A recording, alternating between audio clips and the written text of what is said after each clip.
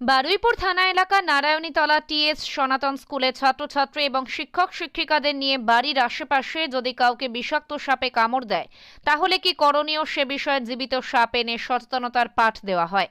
বর্ষাকালে দক্ষিণ ২৪ পরগনার প্রত্যন্ত এলাকাগুলিতে সাপের উপদ্রব ভয়ানকভাবে বেড়ে যায়, মৃত্যুর সংখ্যাও বাড়তে থাকে পাল্লা দিয়ে। জয়নগর ওয়ান এসআই এর উদ্যোগে জয়নগর ওয়ানের যে প্রাথমিক বিদ্যালয়গুলো রয়েছে ৫৬টি এবং যে হাই স্কুলগুলো রয়েছে ১৬টি, সেই সমস্ত স্কুলের একজন করে প্রতিনিধিদের ট্রেনিং দেওয়া হচ্ছে। বিশেষ হচ্ছে সাপে, তো গ্রামগঞ্জে এই সময়টা সাপে কামড়ায়, সাপে কামড়ালে কি করা উচিত কি করা উচিত না আমাদের অনেকেরই জ্ঞান নেই। কোনটা বিষধর সাপ কোনটা বিষহীন সাপ আমরা বুঝতে পারি না। তাই শিক্ষকদের যদি সে বিষয়ে সুনির্দিষ্ট জ্ঞান দেওয়া যায়, বোঝানো যায়, তাহলে তারা ছাত্রছাত্রীদের বোঝাতে পারে এবং বোঝাতে পারলে লাভ কি হবে, তা ছাত্রছাত্রীরা এ বিষয়ে অবহিত থাকবে এবং সাপে কামড়ানোর পরে যে মারা যাওয়ার পরিমাণটা অনেকটা কমিয়ে দেওয়া যায়। গত কয়েক বছরে সাপের কামড়ে মৃত্যুর সংখ্যা অনেকটাই বেশি। বিষধর সাপে কামড়ানোর ১০০ মিনিটের মধ্যে পরিমাণ মতো ওষুধ প্রয়োগ করলে রোগী বেঁচে যেতে পারেন, কিন্তু অনেক সময় দেখা যায় সাপে কামড়ানো রোগীকে যখন হাসপাতালে আনা হয় তখন বিষ তার সারা শরীরে ছড়িয়ে পড়ে, মৃত্যু অনিবার্য হয়ে যায়। সাপে কাটার পরে অনেক ক্ষেত্রে কুসংস্কার বশত ওঝা গুনিনের কাছে নিয়ে সময় নষ্ট করেন রোগী বা তার পরিবারের সদস্যরা। সেই বিষয়েও সচেতনতার পাঠ দেওয়া হয় স্কুলে।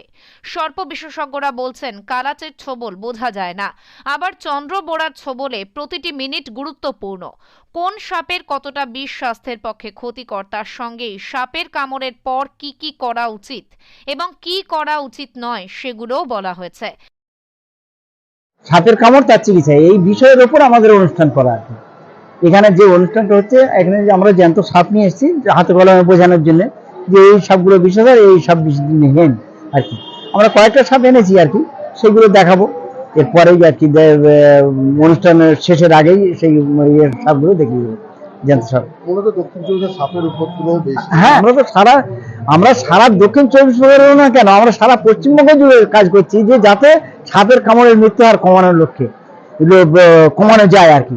সেই জন্য আমরা আমাদের এই কাজ বিভিন্ন জায়গায় ছুটে আসা কেন, যে যত মানুষ এই যে সাপের কামড়ে মারা যাচ্ছে, কিন্তু সব কিন্তু এই ওঝা গুণিন কুসংস্কার এইসব করেই কিন্তু এইগুলো ঘটনাগুলো ঘটছে।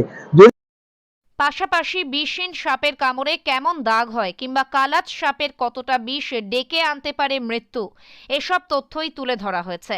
জীবিত সাপ এনে হাতে কলমে ছাত্রছাত্রী থেকে শিক্ষক শিক্ষিকাদের শিক্ষামূলক প্রচার ও সচেতনতার পাঠ তুলে ধরা হয়েছে। দক্ষিণ ২৪ পরগনা থেকে সুমন সাহার রিপোর্ট, লোকাল ১৮ বাংলা।